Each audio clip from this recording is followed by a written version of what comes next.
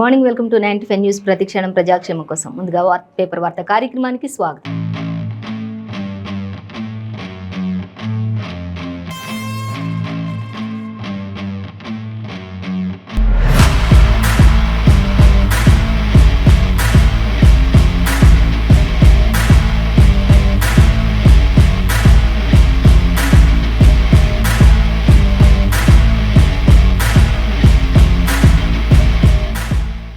ఈ రోజు మన ముందు వెలుగు, ఆంధ్రజ్యోతి, నమస్తే తెలంగాణ దినపత్రికలోని ఏ దినపత్రికలో ఏ వార్తలు అనేది మనం మొదటిగా చూసుకున్నట్లయితే వెలుగు దినపత్రిక చూసుకుందాం.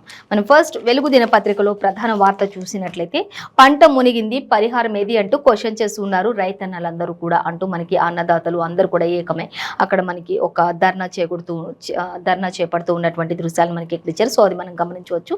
సో మరొక వార్త మనం చూసినట్లయితే దోశ వేసిన ప్రియాంక గాంధీ అంటూ కూడా మనకి ప్రధాన వార్తగానే ఇచ్చారు. ఇంకా మరొక వార్త మనం చూసినట్లయితే ఇప్పుడు ఇంకా రైతులు కన్నీళ్లు పెడుతుంటే డాన్సులు చేస్తారంటూ బండి సంజయ్ క్వశ్చన్ చేస్తున్నారు రాష్ట్ర అధికార పార్టీని. సో అది కూడా మనం హెడ్లైన్ గా చూస్తున్నాం. సో డీటెయిల్స్ అన్ని మనం మళ్ళీ చూసుకుందాం. అలాగే ఆర్టిజన్ల సమ్మె విరమణ అంటూ కూడా ఇచ్చారు. సీఎండి ప్రభాకర్ రావుతో చర్చలతో తర్వాత ప్రకటన చేసే అవకాశం ఉండొచ్చు అంటూ కూడా మనకి ఇక్కడ ఇచ్చారు.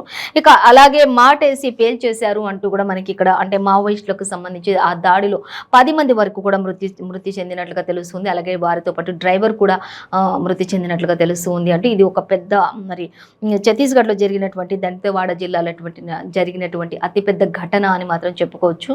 గత కొన్నేళ్ల తర్వాత మళ్ళీ ఇదే మొదటిసారిగా జరగడం అని కూడా మనం ఇక్కడ గమనించవచ్చు. సో డీటెయిల్స్ అన్ని మనం చూసుకుందాం.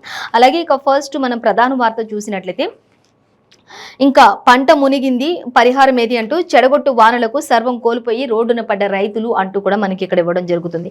ఇంకా 4 రోజుల్లో 4.50 లక్షలకు పైగా ఎకరాల్లో పంట నష్టం వాటిల్లింది. అయినప్పటికీ కూడా నష్టపరిహారం ఇంతవరకు మరి ఎవ్వరికీ కూడా ప్రకటించలేదు అంటూ కూడా తెలుస్తుంది. సో మరి మంత్రి హరీష్ రావు అనేక ప్రాంతాలలోకి వెళ్ళి మరి పంట నష్టపోయిన రైతులందరినీ పరామర్శిస్తున్నారు. పంట నష్టపోయిన ప్రాంతాల్లోకి వెళ్ళి ఆయా పంటలను పరిశీలిస్తున్నారు అని చెప్పడం జరుగుతుంది. కానీ ఇంతవరకు అయితే మరి నష్టపరిహారం అనేది మాత్రం ఎక్కడ కూడా ఇంతవరకు చెప్పలేదు అనేది మాత్రం జరుగుతుంది. లాస్ట్ టైం కూడా వర్షాలకు బీభత్సంగా మరి పంటలన్నీ కూడా నష్టపోయిన సమయంలో మరి మన సీఎం కేసీఆర్ హెలికాప్టర్లో వెళ్ళి అన్ని కూడా చూశారు. కానీ మరి ఎకరాకు 10,000 చొప్పున ఇస్తాను, రైతులు ఎవరు అధైర్యపడద్దు అని చెప్పిన దాఖలాలు అయితే ఉన్నాయి. కానీ ఇప్పటి వరకు అలాంటి వారికి కూడా ₹1 కూడా వచ్చిన పరిస్థితి అయితే ఎక్కడ కూడా కనిపించట్లేదు. అలాగే మరొకసారి ఇప్పుడైతే మామిడి పూర్తిగా నేలమట్టం అయిపోయి ఎంతో మరి మామిడి రైతులు కావచ్చు, మిర్చి రైతులు కావచ్చు, పత్తి రైతులు కావచ్చు, ప్రతి ఒక్కరు కూడా పంట నష్టమైపోయి వరి ధాన్యం కావచ్చు అన్నీ కూడా నష్టపోయి అందరూ కూడా ఎంతో తీవ్ర నష్టాలు అకాల వర్షాలకు, వడగళ్ల వర్షాలకు, ఈదురుగాలులకు సంబంధించి అంతా కూడా నష్టపోయిన వారు ఎంతోమంది ఉన్నారు రైతులు. కానీ ఎవరిని కూడా ఇంతవరకు ఆదరించి వారికి నష్టపరిహారం చెల్లించిన దాఖలాలు అయితే ఎక్కడ కూడా కనిపించట్లేదు అన్నట్లుగా మాత్రం మనకి వెలుగు దినపత్రికలో ఫస్ట్ ప్రధాన హెడ్లైన్గా మాత్రం మనకి ఇక్కడ ఇచ్చారు.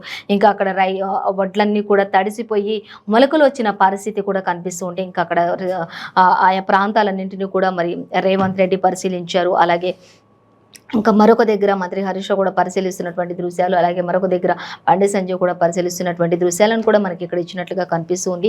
సో ఆ వివరాల్లోకి వెళ్ళినట్టయితే 4 రోజులుగా మరి చూసుకున్నట్లయితే 4.50 లక్షల ఎకరాల పంట నష్టపోయినట్లుగా తెలుస్తూ ఉంది అంటూ కూడా మనకి ఇక్కడ ఇచ్చారు. ఇప్పటికే మరి అధికారులందరికీ కూడా మంత్రి హరీష్ రావు కూడా పంట నష్టపోయినవన్నీ కూడా అంచనాలు వేయండి, ఇమీడియట్గా మరి వాళ్ళందరికీ కూడా నష్టపరిహారం చెల్లించాలి అని మాత్రం చెప్పడం జరిగింది. కానీ ఇప్పటి వరకైతే ఎవరికి కూడా నష్టపరిహారం అయితే అందలేదు అనేది మాత్రం మనకి క్లియర్గా మెన్షన్ చేశారు. సో రివ్యూ చేయమని సీఎం పార్టీని విస్తరించే పనిలో నిమగ్నంగా ఉన్నారు అంటూ కూడా ఇక్కడ మనకి ఇవ్వడం జరుగుతుంది. అలాగే పట్టించుకొని వ్యవసాయ మంత్రి అంటూ కూడా ఇచ్చారు.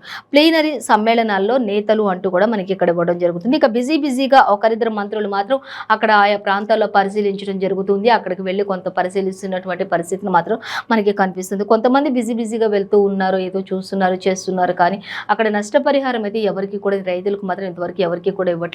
ఇంకా ఒక రైతు పంట పొలాల్లో ఉన్నప్పుడు మరి ఆ రైతుల దగ్గరికి వెళ్ళి కూడా ఆ రైతు గుండెల అవిసెల రోధిస్తున్న సమయంలో కూడా మరి మంత్రులు వెళ్ళారు. మేము లేమా, ఎందుకు అధైర్యపడద్దు, నేను లేనా అంటూ కూడా రైతును ఓదార్చిన పరిస్థితులు కూడా కొన్ని కనిపిస్తున్నాయి. సో ఇంత జరుగుతుంది కానీ ఎవరికి కూడా ఇప్పటివరకు అయితే నష్టపరిహారాన్ని అయితే అందించలేదు అనేది మాత్రం మనకి మెయిన్గా ఇచ్చారు. సో అలాగే ఇంకా ఒకరిద్దరు మంత్రులు వెళ్తూ ఉన్నారు తప్ప ఇంకా అందరూ ఎవరు కూడా వచ్చి పట్టించుకోవట్లేదు అనేది మనకి ఇక్కడ ఇచ్చారు. ఇక ఇటువైపు కూడా చూడని అధికార పార్టీ లీడర్లు అంటూ కూడా ఇక అధికార అధికార పార్టీ వాళ్ళైతే అసలు కనీసం ఒకరు కూడా వచ్చి చూసే పరిస్థితిలో కూడా లేరు అన్నట్లుగా ఇచ్చారు. ఎకరాకు 10,000 ఇస్తానని చెప్పారు. నెల కింద చెప్పిన కేసీఆర్ ఇప్పటి వరకు పత్తా లేరు అంటూ కూడా చెప్తూ ఉన్నారు. నెల కింద ఎకరాకు 10,000 ఎంత నష్టపోతే అంత ప్రతి ఒక్కరికి కూడా నష్టపరిహారాన్ని ఇస్తాను అని చెప్పిన సీఎం కేసీఆర్ మరి ఇప్పటి వరకు మాత్రం ఒక రూపాయి కూడా చెల్లించలేదు అంటూ కూడా ఒక్కరికి కూడా పైసా కూడా అందలేదు అంటూ కూడా మరి అందరూ కూడా రైతులు రోడ్డుపై మరి వారి యొక్క పంట పొలాన్ని నష్టపోయినటువంటి ఆ వరిని అన్నిటినీ కూడా రోడ్డుపై పోసి అక్కడ కూర్చొని ధర్నా నిర్వహిస్తున్నటువంటి పరిస్థితి కనిపిస్తుంది. అక్కడంతా కూడా పోలీసు వాళ్ళు కూడా మరి మోహరించినట్లుగా మనం గమనించవచ్చు ఇక్కడ. సో ఏదేమైనప్పటికీ కూడా పంట మునిగిపోయి అంత నష్టాల్లో ఉన్నాం. ఇంతవరకు నష్టపరిహారం అయితే అందించలేదు. మరి దాని పరిస్థితి ఏంటి? దయచేసి నష్టపరిహారాన్ని అందించండి అనేది మాత్రమే రైతులు వేడుకుంటున్నారు. వారి మరణాలకు కారణం కావద్దు, రైతు ఆత్మహత్య చేసుకునే దానికి కారణం కావద్దు, దయచేసి కాస్త ఆదరించండి అన్నట్లుగా మాత్రమే రైతులు డిమాండ్ చేస్తూ ఉన్నటువంటి పరిస్థితి అయితే మనం ఇక్కడ గమనించవచ్చు. సో మరొక వార్త మనం చూసినట్లయితే రైతును రాజుని చేసే తారీఖానే ఇది అంటూ కూడా మనకి ఎవరు అమిత్ షా సభలో సీఎంకి మరి మాట్లాడుతున్నారు. అమిత్ షా సభలో కూడా మాట్లాడుతున్నారు. అలాగే సీఎం కేసీఆర్ కూడా రైతునే రాజుని చేస్తాను అనే విధంగా మాట్లాడడం కూడా మనం చాలా చోట్ల చూసాం. కానీ రైతుకి ఇంతవరకు నష్టపోయిన రైతుకు మాత్రం ఎక్కడ కూడా మరి కొంత కూడా నష్టపరిహారం అందిన పరిస్థితి అయితే కనిపించలేదు. ప్రతి ఒక్కరు మాత్రం రైతే రాజు, రైతు లేనిదే దేశం లేదు అన్నట్లుగా మాత్రం చెప్తూ ఉన్నారు. కానీ ఇప్పుడున్న అకాల వర్షాలకు, వడగళ్ల వర్షాలకు, ఈదురుగాలతో నష్టపోయినటువంటి పంటలకు మాత్రం ఎక్కడ కూడా నష్టపరిహారం ఇచ్చినట్లయితే ఎక్కడ కూడా కనిపించట్లేదు. పైసా మాత్రం బయటికి ఇవ్వట్లేదు. కానీ మాటలు, హామీలు మాత్రం చాలా ఇస్తూ ఉన్నారు. అధికార పార్టీ వాళ్ళు కావచ్చు, ఇతర ప్రతిపక్షాలు కావచ్చు అన్నట్లుగా మరి అది ఇంకా అలాగే రైతులందరూ కూడా వారి యొక్క బాధనంతా కూడా మరి రోడ్లపై ధర్నాలు చేస్తూ మరి వాళ్ళు కొనసాగిస్తూ ఉన్నటువంటి పరిస్థితిని మనకి ఇక్కడ ఇచ్చారు. సో దాన్ని మనం గమనించవచ్చు. సో మరొక వార్త మనం చూసినట్లయితే దోశ వేసిన ప్రియాంక గాంధీ అంటూ ఇక్కడ ఇచ్చారు. కాంగ్రెస్ జనరల్ సెక్రటరీ ప్రియాంక గాంధీ బుధవారం కర్ణాటక ఎన్నికల ప్రచారంలో భాగంగా పాల్గొన్నారు. అక్కడ ఒక హోటల్లోకి వెళ్ళారు. ఆ హోటల్లో మరి దగ్గరుండి మరి దోశలు వేసినట్లుగా తెలుస్తూ ఉంది. ఇంకా తన కూతురిని కూడా తీసుకుని వచ్చి ఈ హోటల్లో నన్ను ఆహ్వానించడం ఎంతో సంతోషంగా ఉంది. ఆ యొక్క యాజమాన్యాన్ని అందరికీ కూడా కృతజ్ఞతలు తెలిపారు. అలాగే తన కూతురు కూడా తీసుకొచ్చి ఈ హోటల్లో ఎంతో రుచిగా ఉంది కాబట్టి తన కూతురు కూడా ఆ హోటల్ యొక్క దోశ యొక్క రుచి చూపిస్తాను అంటూ కూడా ఆమె ఎంతో అందరితో కూడా చాలా సంతోషంగా, చాలా సరదాగా అక్కడ మరి ఆ ప్రచార సభలు కాసేపు అక్కడ గడిపినట్లుగా కూడా మనకి ఇక్కడ చూపిస్తున్నారు. సో దోశ వేస్తున్నటువంటి పిక్చర్ని కూడా మనకి ఇక్కడ ఇచ్చారు. దాన్ని మనం గమనించవచ్చు. సో మరొక వార్త మనం చూసినట్లయితే రైతులు కన్నీళ్లు పెడుతుంటే డాన్సులు చేస్తారంటూ బండి సంజయ్ ఒక దగ్గర మనకి క్వశ్చన్ చేస్తూ ఉన్నారు. ఇదేనా మరి మీ రైతు ప్రభుత్వం అంటూ సంజయ్ క్వశ్చన్ చేస్తున్నారు. రైతు ప్రభుత్వం మాది, రైతు ప్రభుత్వం, రైతే రాజు అని చెప్తూ ఉన్నారు కదా. మరి రైతు కన్నీళ్లు పెట్టుకుంటుంటే ఓ పక్కన వర్షాలకు, ఓ పక్కన పంట నష్టపోయి తడిసిపోయి ఎదురుగాలతో మామిడి పంట అంతా రాలిపోయి మరి మిర్చి పంట అంతా రాలిపోయి నేల కొరిగి అన్నీ కూడా నష్టపోయిన రైతులు కన్నీళ్లు పెడుతుంటే మరి మీరేమో డిస్కో డాన్సులు చేస్తూ ఉన్నారు కదా. ఇదేనా రైతు రాజ్యం అంటే? రైతు కన్నీళ్లు పెడితే మీరు డిస్కో డాన్సులు చేయడం, రైతుల పక్షాన మాట్లాడినట్ల, రైతును రాజును చేసినట్ల అన్నట్లుగా కూడా బండి సంజయ్ కూడా క్వశ్చన్ చేస్తున్నటువంటి పరిస్థితి మనకి వెలుగు దినపత్రికలో ఇచ్చారు. అలాగే ఇంకా మరొక వార్త మనం చూస్తే రైతులను పరామర్శించకుండా సభలంటూ తిరుగుతారా మీరు అంటూ కూడా అసలు దేనికోసం సభలు పెడుతున్నారు? రైతు కష్టాల్లో ఉన్నారు, అక్కడికి వెళ్ళడం ఇంపార్టెంటా, సభలు పెట్టడం ఇంపార్టెంటా అన్నట్లుగా కూడా బండి సంజయ్ క్వశ్చన్ చేస్తున్నారు. అలాగే పంట నష్టపోయిన రైతులకు వెంటనే ఆదుకోవాలి అంటూ కూడా కేసీఆర్ని BJP state chief Sanjay question చేస్తున్నారు. పంట నష్టపోయిన రైతులు ఎవరైతే ఉంటారో వాళ్ళని ఇమీడియట్లీగా మీరు ఆదుకోవాలి, సభలు ప్రచారాలు అనుకుంటూ తిరగడమైనా మరి రైతుకు ఎక్కడ కూడా మీరు ఆదరణ చూపించిన దాఖలాలు అయితే లేవు అంటూ కూడా ఆయన క్వశ్చన్ చేస్తున్నారు. ఇప్పుడు ఇమీడియట్లీగా ప్రతి రైతును కూడా మీరు ఆదరించాలి, ప్రతి రైతును కూడా మీరు ఆదుకోవాలి, పంట నష్టపరిహారం వెంటనే ఇవ్వాలి అంటూ కూడా ఆయన డిమాండ్ చేస్తున్నారు. సో దీనికి సంబంధించిన మరిన్ని డీటెయిల్స్ అన్ని కూడా మనం 3rd పేజీలో చూడొచ్చు అనేది మనకి క్లియర్గా మెన్షన్ చేశారు. సో మరొక వార్త మనం చూసినట్లయితే ఆర్టిజన్ల సమ్మె విరమణ అంటూ మనకి ఇక్కడ ఇచ్చారు. ఇక భారత సంతతి వ్యక్తికి సింగపూర్లో ఉరి అనేది కూడా మరొక ప్రధాన హెడ్లైన్గా ఇచ్చారు. సో మనం కూడా చూడొచ్చు గంజాయి స్మగ్లింగ్ కేసులో ఈ యొక్క పరిస్థితి నెలకొంది అనేది కూడా మనకి ఇక్కడ ఇచ్చారు. సో అలాగే ఇక ఆర్టిజన్ల సమ్మె విరమణకు వచ్చేసి దానికి సంబంధించిన డీటెయిల్స్ చూస్తే CMD ప్రభాకర్ రావుతో చర్చల తర్వాత ఒక ప్రకటన అయితే చేశారు. టెర్మినేట్ అయిన వారిని డ్యూటీలోకి తీసుకునేందుకు ఓకే అంటూ కూడా చెప్తున్నారు. టెర్మినేట్ అయిన వాళ్ళు ఎవరైతే ఉంటారో వాళ్ళని డ్యూటీలోకి తీసుకోవడానికి ఓకే, ఇంకా ఇవే సభలు ఇవే చేస్తామంటూ ఆ 200 మంది రోడ్లపైనే తిరుగుతూ ఇచ్చేస్తే మాత్రం వాళ్ళని విధుల్లో నుంచి కూడా తొలగించబడతారు అంటూ కూడా యాజమాన్యం అంతా కూడా ఆల్రెడీ హెచ్చరికలు జారీ చేసినట్లుగా కూడా మనం గమనించవచ్చు. సో మొత్తంగా అయితే టర్మినేట్ అయిన వారిని డ్యూటీలోకి తీసుకునేందుకు మాత్రం ఓకే చెప్పినట్లుగా తెలుస్తూ ఉంది అంటూ CMD ప్రభాకర్ రావుతో చర్చల తర్వాత వెలువడినటువంటి ఈ యొక్క ప్రకటన అనేది కూడా మనకి క్లియర్గా మెన్షన్ చేశారు. సో అలాగే మరొక వార్త మనం చూసి సెక్రటరియట్ లోడింగ్ అంటూ మనకి ఇక్కడ ఇచ్చారు. ఇంకా పాత సెక్రటరియట్లో నుంచి అన్ని కూడా కొత్త సెక్రటరియట్లోకి మార్పులు చేస్తూ ఉన్నారు, అన్ని కూడా షిఫ్ట్ చేస్తూ ఉన్నారు. ఇక్కడ నుంచి 30వ తారీఖు నుంచి ఈ యొక్క ప్రారంభోత్సవం అనంతరం ఇంకా వీధులు అన్ని కూడా అక్కడి నుంచే కార్యకలాపాలన్నీ కూడా కొనసాగుతాయి అంటూ కూడా మనకి ఇక్కడ క్లియర్గా మెన్షన్ చేశారు. సో ఇంకా మరి ఈ కొత్త సచివాలయంలో సీఎం కేసీఆర్ 6వ అంతస్తులో సీఎం కేసీఆర్ ఉంటుంది కార్యాలయం అనేది కూడా క్లియర్గా మెన్షన్ చేశారు. సో దానికి సంబంధించిన మరిన్ని డీటెయిల్స్ అన్ని కూడా మనం 4th పేజీలో చూడొచ్చు అంటూ ఇచ్చారు. అలాగే మరొక వార్త మనం చూసినట్లయితే మాటేసి పేల్చేశారు అనేది మన మావోయిస్టుల దాడిలో 10 మంది పోలీసులు అలాగే డ్రైవర్ మృతి చెందిన ఘటనకు సంబంధించి మనం తెలుసుకుందాం. అలాగే ఛత్తీస్గఢ్లో ఈ దంతెవాడ అనే జిల్లాలో ఈ ఘోర ఘటన జరిగింది అనేది కూడా వాళ్ళకి కావాల్సి మాటేసి అంతకంటే ముందు 2 రోజుల ముందు కూడా హెచ్చరిక లేఖను కూడా పంపించినట్లుగా తెలుస్తుంది అనేది కూడా మనకి క్లియర్గా మెన్షన్ చేశారు.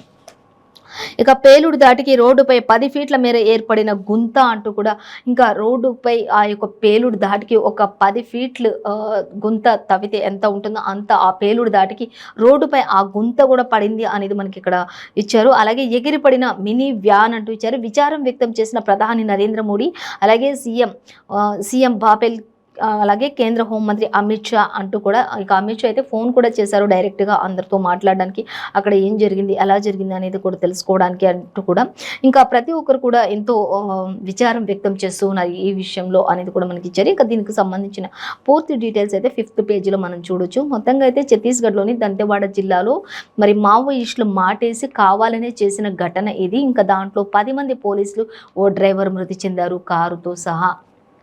కారు ఎగిరి పడింది, అక్కడ 10 ఫీట్ల గుంత కూడా పడింది ఆయా రోడ్లో ఆయా పేలుడు దాటికి అంటూ కూడా.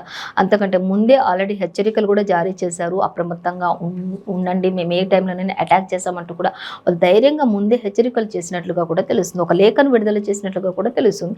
సో మరొక వార్తాపత్రిక మనం చూసినట్లయితే ఆంధ్రజ్యోతి చూసుకుందాం. ఆంధ్రజ్యోతి దినపత్రిక చూసినట్లయితే నక్సల్స్ నరమేధం అంటూ ఒక దగ్గర మనకి ఇచ్చారంటే ఆయా పేలుడు దాటికి ఛత్తీస్గఢ్లో మరి ఎలా ఎగిరిపడ్డది, 50 కేజీల మందు పాత్ర పేల్చి బీభత్సం చేశారు అనేది కూడా మనకి క్లియర్గా మెన్షన్ చేశారు ఆంధ్రజ్యోతిలో. ఇంకా అలాగే వివేక హత్య ఆస్తుల కోసం కాదు అంటూ వైఎస్ షర్మిల కూడా ఇక్కడ మనకి మాట్లాడుతున్నటువంటి పరిస్థితి ఇక్కడ కనిపించవచ్చు. దస్తగిరి స్టేట్మెంట్ తర్వాతే నాపై కన్ను వేశారు అంటూ అమాయకురాల్ని నేను అంటూ కూడా హైకోర్టులో గంగిరెడ్డి అంటూ కూడా మనకి ఇక్కడ ఇవ్వడం జరుగుతుంది. అమాయకుణ్ణి అనేది అంటే నాపై దస్తగిరి స్టేట్మెంట్ విన్న తర్వాత నాపై కన్నేశారంటూ నేను చాలా అమాయకుణ్ణి అంటూ కూడా హైకోర్టులో గంగిరెడ్డి చెప్తున్నటువంటి మాటలు. అయితే దానికి సంబంధించిన మరిన్ని డీటెయిల్స్ 12th పేజీలో చూడొచ్చు అనేది అయితే మనకి ఇక్కడ ఇచ్చారు. సో అలాగే మరొక వార్త చూస్తే ఇంకా అన్న వినిపిస్తోందా అంటూ ఇక్కడ మనకి ఒక వార్త. వివేక హత్య ఆస్తుల కోసం కాదు, ఆస్తులన్నీ సునీత పేరు మీదే ఉన్నాయి అంటూ వైఎస్ షర్మిల చెప్తూ ఉన్నారు. అలాగే చిన్న ప్రజానేత వ్యక్తిత్వ హననానికి పాల్పడడం దారుణం అంటూ కూడా చెప్తూ ఉన్నారు వైఎస్ షర్మిల. అలాగే ఇంకా మీడియాకు విశ్వసనీయత అనేది లేదు అంటూ కూడా చెప్తూ ఉన్నారు. ఎందుకంటే జగన్ సోదరి షర్మిల ధ్వజమెత్తినట్లుగా కూడా మనకి ఇక్కడ ఇచ్చారు. ఇక అవినాష్ ఆరోపణలకు సూటి జవాబు కూడా చెప్తున్నారు. జగన్ మీడియాకు దూరంగా ఉంటూ ఉన్నారు అంటూ కూడా చెప్తున్నారు. అయితే ఈ విషయంలో చూసినట్లయితే వివేక హత్య అనేది ఆస్తుల కోసం అనేది అయితే కాదు, ఎందుకంటే ఆస్తులన్నీ కూడా ఆయన కూతురు డాక్టర్ సునీత పేరు మీదే ఉన్నాయి కాబట్టి ఇంకా ఆస్తుల కోసం అయితే కాకపోవచ్చు, ఇది ఇంకా పూర్తి దర్యాప్తు జరిపించాలి అంటూ కూడా మరి వైఎస్ షర్మిల చెప్తూ ఉన్నారు. అయితే ఇంకా దస్తగిరి స్టేట్మెంట్ తర్వాత ఇంకా అలాగే గంగిరెడ్డిపై కూడా కన్ను వేశారు అనేది హైకోర్టులో ఆయన వాదన కూడా వినిపించినట్లుగా తెలుస్తుంది. సో మరొక వార్త మనం చూసినట్లయితే వర్షార్పణం అనేది మనకి ఇక్కడ అంటే వర్షార్పణం అంటే వర్షాల బీభత్సానికి మొత్తం కూడా ఆ పంట పొలాలన్నీ చేతికి అంది వచ్చిన వరి ధాన్యం కావచ్చు అన్నీ కూడా నేల కొరిగిపోయి ఇంకా రైతులు మరి వాళ్ళు గుండెలు బాదుకుంటూ రోధిస్తున్నటువంటి పరిస్థితి మనం ఇక్కడ గమనించవచ్చు. కళ్ళంలో ఆరబోసినటువంటి ఆ వరి ధాన్యం కూడా మరి నీటికి ఆ వరదకి కొట్టుకొని పోయినటువంటి పరిస్థితి. ఆ కొట్టుకుపోతున్న ఆ వరి ధాన్యాన్ని మరి జల్లెళ్ళతోటి మరి బస్తలతోటి దోశలతోటి ఎత్తిపోసుకుంటూ మరి వాళ్ళు కన్నీరు పెడుతున్నటువంటి పరిస్థితి. ఇలాంటి సమయంలో ఖచ్చితంగా రైతును మరి ఆదుకోవాల్సిన అవసరం రాష్ట్ర సర్కార్కి ఉంది. ఇంతవరకు మరి వచ్చి కనీసం ఒక్కరికి కూడా మరి మేము ఉన్నాము అని ధైర్యం చెప్పే పరిస్థితి అయితే ఎక్కడ కనిపించట్లేదు అన్నట్లుగా మరి రైతు ఆరుగాలం శ్రమ అకాల వర్షం పాలైపోయింది. పంట పొలాలన్నీ కూడా ఒక రకంగా కాదు అన్ని రకాలుగా వేసిన పంటలు కూడా వేరుశనగ దగ్గర నుంచి నువ్వుల దగ్గర నుంచి పత్తి దగ్గర నుంచి అలాగే ఇంకా మామిడి మిర్చి అలాగే ఇంకా వరి ధాన్యం అన్నీ కూడా ఈ అకాల వర్షాలు రైతులకు ప్రతి ఒక్కరు కూడా ఏ పంట వేసిన వాళ్ళు కూడా ఎక్కడ కూడా మరి వాళ్ళు అందరూ కూడా నష్టపోయినారు. ఎక్కడ కూడా ఎవరు కూడా మా పంటకి ఏం కాలేదు అని దాఖలాలు తెలియవు. ఎందుకంటే ఈ విపరీతమైనటువంటి భారీ వర్షాలు కురవడం వల్ల అందరూ కూడా నష్టపోయిన పరిస్థితే కనిపిస్తుంది. దీంతో ఇంకా తడిసి ముద్దైనటువంటి ధాన్యం రాసులన్నింటినీ కూడా వడగళ్లకు పొలాల్లో నేల రాలిన వడ్లు, అలాగే మామిడి, అలాగే మిర్చి, అలాగే ఇంకా పత్తి మొత్తం కూడా ముద్దయిపోయినటువంటి పరిస్థితి కూడా కనిపిస్తుంది అనేటట్లుగా మనకి ఇక్కడ ఇచ్చారు. తడిసిన ధాన్యం కొనాలి అంటే పరిహారం ఇవ్వాలి అంటూ కూడా మరి కొనేవాళ్ళు కూడా పరిహారం ఆశిస్తున్నారు. ఒకవేళ కొనాలంటే మాకు ప్రభుత్వం పరిహారం ఇవ్వాలి, ఇంకా కొనాలంటే కూడా ఎవరు కూడా ముందుకు రావట్లేదు అనేది కూడా మనకి ఇక్కడ ఇచ్చారు. పలు చోట్ల రైతులు ధర్నాలు, రాస్తారోకోలు కూడా చేస్తూ ఉన్నారు. ఇప్పటి వరకు అధికారులు ఎవరు కూడా వచ్చి మరి పరిశీలించలేదు ఇంతవరకు. మరి మాకు ఏంటి అనేది మాకు ఒక ఆదరణ కూడా చూపించలేదు అనేది కూడా కొంతమంది రైతులు ధర్నాలు చేస్తున్నారు, రాస్తారోకోలు చేస్తున్నారు. పంట నష్టానికి 5 లక్షల ఎకరాలకు ఇంకా 5 లక్షల ఎకరాలకు పెరిగే ఛాన్స్ కూడా ఉంది. పంట నష్టం ఎంత వాటిల్ని అనేది దాని గురించి సంబంధించి ఇంకా ప్రతి ఒక్కరు వస్తున్నారు. పంట నష్టం ఎంతైందో అంచనా వేయండి అంటున్నారు తప్ప ఇంతవరకు అయితే పంట నష్టానికి మరి ఇంతవరకు రుణం అయితే ఇవ్వలేదు అనేటట్లుగా అన్నదాతలు కూడా చెప్తున్నారు. ఇక అన్నదాతలు ఆందోళన వద్దు, ప్రభుత్వం అండగా ఉంటుంది అంటూ కేసీఆర్ చెప్తూ ఉన్నారు. కానీ ఇప్పటి వరకు లాస్ట్ టైం మరి 10,000 ఎకరాకి ఇస్తానన్న మాటే ఇప్పటి వరకు నిలబెట్టుకోలేదు. ఇప్పటి వరకు ఒక రూపాయి కూడా పైసా కూడా రాలేదు ఎవరికి కూడా అన్నట్లుగా చెప్తూ ఉన్నారు. కానీ ఇప్పుడు కూడా రైతన్నలు బాధపడకండి, నేనున్నాను, చూసుకుంటాను అన్నట్లుగా అండగా ఉంటుంది ప్రభుత్వం అంటూ కేసీఆర్ చెప్తూ ఉన్నారు. అలాగే ప్రభుత్వం అండగా ఉంటుందని చెప్తున్నారు. అలాగే హైదరాబాద్ బోరబండలో గోడ కూలి ఇంకా ఇటుకలు పడడంతో 8 నెలల చిన్నారి కూడా మృతి చెందినట్లుగా తెలుస్తుంది అకాల వర్షాలకు అంటూ కూడా మనకి ఇక్కడ ఇచ్చారు. రాష్ట్రంలో నేడు వర్షాలు అంటూ కూడా వాతావరణ శాఖ వెల్లడించింది. ఇంకా ఈ రోజు కూడా ఇవాళ రేపు ఇంకో మరో 4 రోజుల వరకు కూడా వర్షాలు పడే అవకాశం ఉండొచ్చు అంటూ వాతావరణ శాఖ ఆల్రెడీ చెప్తూనే. అలాగే అలర్ట్ని కూడా జారీ చేసింది. ప్రతి ఒక్కరు కూడా అప్రమత్తంగా ఉండాలి అంటూ కూడా చెప్తూనే ఉన్నారు వాతావరణ శాఖ అధికారులు అంటూ కూడా మనకి ఇక్కడ ఇచ్చారు. ఇంకా చెరో 10,000 ఇచ్చి రైతుల్ని ఆదుకుందాం అంటూ కూడా చెప్తూ ఉన్నారు. కేసీఆర్ ఇప్పటికే 10,000 ప్రకటించారు, కేంద్ర ప్రభుత్వం కూడా ప్రకటించాలి. ఆర్థిక మంత్రి తన్నీరు హరీష్ రావు చెప్తూ ఉన్నారు. ఇంకా ఆర్థిక మంత్రి తన్నీరు హరీష్ రావు కూడా అన్ని ప్రాంతాలలో తిరిగారు. పంట నష్టపోయిన ప్రతి ప్రాంతాన్ని ఆయన తిరిగారు, చూశారు. అక్కడ రైతులందరికీ చెప్పారు 10,000 రూపాయలు ఎకరాకి ఇస్తాము అని. అలాగే కేంద్రానికి కూడా ఆయన చెప్తూ ఉన్నారు, మీరు కూడా ఒక 10,000 ప్రకటించండి, మీరు ఒక 10,000 మేము ఒక 10,000 ఎకరాకి ఇచ్చేసి రైతులందరినీ కూడా ఆదుకుందాం అంటూ కూడా ఆయన చెప్తూ ఉన్నారు. సో దీనికి సంబంధించిన మరిన్ని డీటెయిల్స్ అన్ని కూడా 13th పేజీలో మనం చూడొచ్చు అనేది మనం గమనించవచ్చు. సో మరొక వార్త మనం చూసినట్లయితే, ఇదేం తీరు అంటూ గవర్నర్ నిర్ణయంపై రాజకీయ సెగలు అంటూ క్వశ్చన్ చేస్తూ ఉన్నారు. ఇదేం తీరు అనేది ప్రభుత్వ బిల్లులను తిరస్కరించడం, వివరణ అడగడంపై ఆగ్రహం వ్యక్తం చేస్తూ ఉన్నారు. అలాగే మున్సిపల్ పట్టాల బిల్లులపై వివరణ తప్పదంటున్న నేతలు అని కూడా ఇచ్చారు. ఇక కోఆప్షన్ సభ్యులకే మతం రంగు పొలమడం సరికాదని కూడా ధ్వజమెత్తుతున్నటువంటి పరిస్థితి అయితే మనం ఇక్కడ కనిపిస్తుంది. ఇక మునుపటి గవర్నర్ కు లేని అభ్యంతరం తమిళసైకి ఎందుకు ఇన్ని ప్రశ్నలు వేస్తున్నారు, ఎందుకు ఇన్ని ఈ విధమైనటువంటి క్వశ్చన్స్ వేస్తున్నారు అనేటట్లుగా మాత్రం మనకి ఇక్కడ అసలు ఇదేం తీరు, ఇంతకుముందు ఉన్న గవర్నర్కి అయితే ఇలాంటివి ఏవీ లేవు కదా, ఇప్పుడు ఇంత ఎందుకు చేస్తున్నారు అనేది కూడా ఇక్కడ ఒక క్వశ్చన్ మార్క్ అయిపోయినట్లుగా మనం గమనించవచ్చు. గవర్నర్ నిర్ణయంపై రాజకీయం చేస్తూ ఉన్నారు. రాజకీయ సెగలు వేడిమి ఎక్కువ అవుతూ ఉన్నాయి రోజు రోజుకి అనేది మాత్రం మనకి ఇక్కడ ఇచ్చారు. అయితే మెయిన్ డీటెయిల్స్ అన్ని కూడా మనకి 14th పేజీలో ఇచ్చారు. మెయిన్గా అంటే ప్రభుత్వ బిల్లులని తిరస్కరించడం, వివరణ అడగడంపై ఆగ్రహం కూడా వ్యక్తం చేస్తున్నటువంటి పరిస్థితి అయితే మనం గమనించవచ్చు.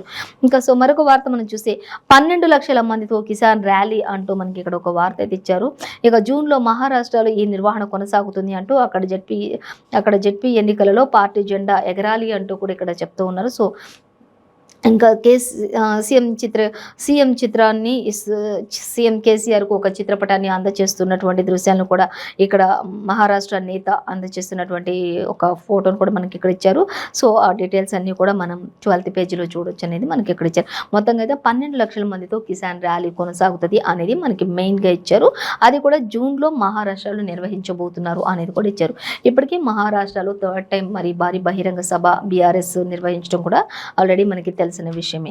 సో మరొక వార్త మనం చూసినట్లయితే, తొలి సంతకం దేనిపై అంటూ కొత్త సచివాలయంలో సీఎం తొలి సంతకం దేనిపై అంటూ కూడా ఒక క్వశ్చన్ మార్క్ ఇక్కడ. ఇక దళిత బంధు 2న విడుదల దానిపైనే ఫస్ట్ సైన్ చేస్తారా అనేది అయితే ఒక ఉత్కంఠంగా మరి ఎదురు చూస్తున్నారు. కొత్త సంక్షేమ పథకం ప్రజలకేనా అంటూ కూడా కొన్ని క్వశ్చన్స్ అయితే ఇక్కడ ఇస్తూ ఉన్నారు.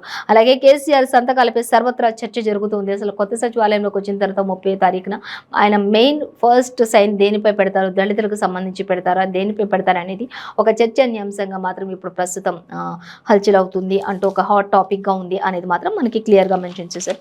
సో మరొక వార్తాపత్రిక మనం చూసినట్లయితే ఇంకా మనం నమస్తే తెలంగాణ దినపత్రిక చూద్దాం. నమస్తే తెలంగాణ దినపత్రిక చూసినట్లయితే మనకి మెయిన్ ప్రధానంగా అంటే ఫస్ట్ మిషన్ భారత్ అనేది బీఆర్ఎస్ ధ్యేయం, దేశ పరివర్తన అనేది మనకి ఒక ప్రధాన హెడ్లైన్గా ఇచ్చారు. ఇక భారత రాష్ట్ర సమితి అంటూ మనదే హ్యాట్రిక్ అంటూ మంత్రి కేటీఆర్ చెప్పడం, మూడోసారి కేసీఆర్ ముఖ్యమంత్రి అంటూ కూడా ఆయన ధీమా వ్యక్తం చేస్తూ ఉన్నటువంటి పరిస్థితిని మనకి ఇక్కడ ఇచ్చారు. సో దానిని మనం గమనించవచ్చు. సో ఇంకా మనం చూసినట్లయితే ఇక విపక్షాల్లో సీఎంకు సమ ఉజ్జీలు ఎవరు కూడా లేరు, ఎవరు కూడా రారు అనేది కూడా మనకి ఇక్కడ మెయిన్గా అంటే మంత్రి కేటీఆర్ చెప్తూ ఉన్నారు. ఇక విపక్షాలు కానీ ఎవరు కానీ సీఎంకు సమ ఉజ్జీలు కాలేరు, అసలు సీఎంకి పోటీ చేసేవారు ఎవరు రారు లేరు కూడా ఇప్పటి వరకు అన్నట్లుగా మాత్రం మంత్రి కేటీఆర్ మాట్లాడుతున్నారు. ఇక మనది హ్యాట్రిక్ మాత్రం మనదే ఖచ్చితంగా అంటూ కూడా ఆయన ధీమా వ్యక్తం చేస్తున్నారు. మూడోసారి కూడా సీఎం కేసీఆరే ముఖ్యమంత్రి అవుతారు అనేది కూడా స్పష్టంగా ధీమా వ్యక్తం చేస్తూ ఉన్నారు ఆయన. అలాగే ఇక బీజేపీని శిఖండి రాజకీయాలు అంటూ కూడా బీజేపీ ఇవన్నీ కూడా శిఖండి రాజకీయాలు అంటూ కూడా ఆయన చెప్తూ ఉన్నారు. అలాగే కాంగ్రెసే మా ప్రత్యర్థి అంటూ కూడా మంత్రి కేటీఆర్ చెప్తూ ఉన్నారు. సో దాన్ని కూడా మనం గమనించవచ్చు.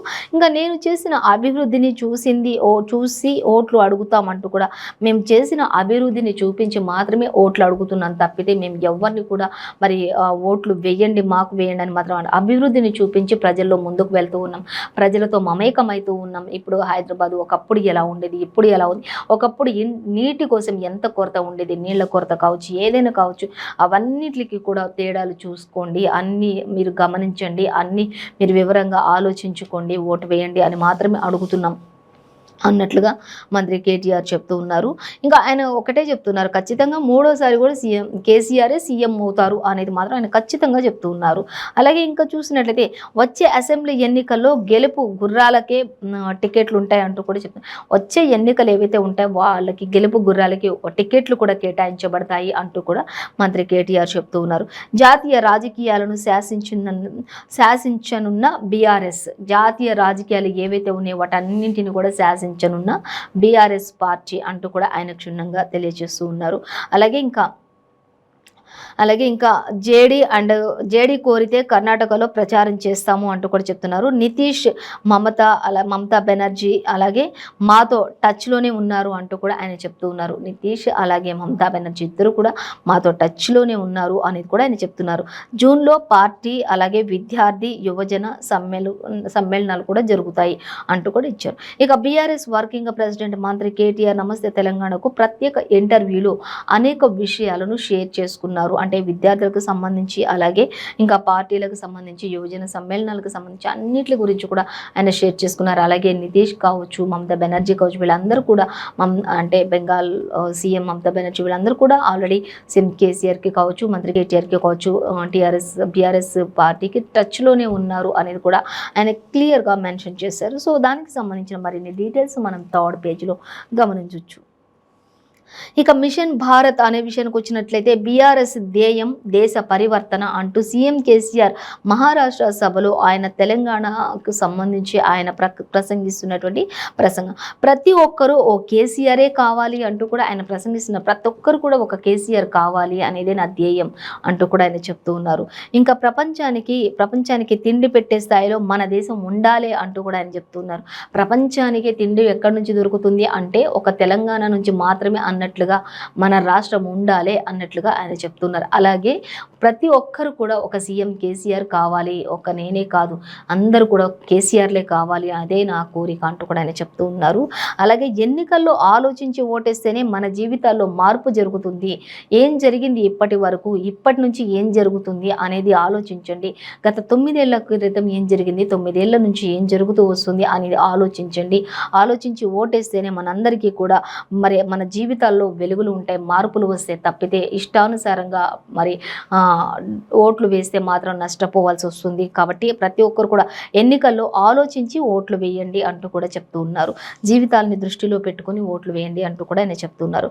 ఇంకా చెక్కా జామ్ కాదు, మీ ఓట్లతో డబ్బా జామ్ కావాలి అంటూ కూడా చెప్తున్నారు. మీ చెక్కా జామ్ కాదు, మీ ఓట్లతో డబ్బా జామ్ కావాలి, ప్రతి ఒక్కరు కూడా ఇది గుర్తుపెట్టుకోండి అన్నట్లుగా చెప్తున్నారు సీఎం కేసీఆర్. ఇక మహారాష్ట్రలో అన్ని జెడ్పీలపై కూడా గులాబీ జెండా ఎగరాల్సిందే అంటూ కూడా ఆయన ఒక తీవ్ర వ్యాఖ్య చేస్తూ ఉన్నారు. ఖచ్చితంగా ప్రతి ఒక్క జెడ్పీలో కూడా గులాబీ జెండా రెపరెపలు ఆడాలి అంటూ కూడా ఆయన చెప్తూ ఉన్నారు.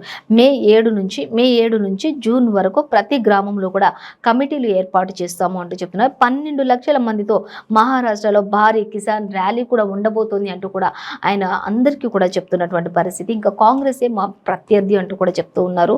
ఇంకా ఖచ్చితంగా ఇక బీఆర్ఎస్లో ఇంకా చూస్తే బీఆర్ఎస్ అధినేత తెలంగాణ ముఖ్యమంత్రి కేసీఆర్ బీఆర్ఎస్లో చేరిన పలువురు మహారాష్ట్ర నేతలు అంటూ కూడా అంటే ఆయన సమక్షంలో బీఆర్ఎస్లో మహారాష్ట్ర నుంచి పలువురు నేతలందరూ కూడా మరి బీఆర్ఎస్లో చేరికలు కొనసాగాయి.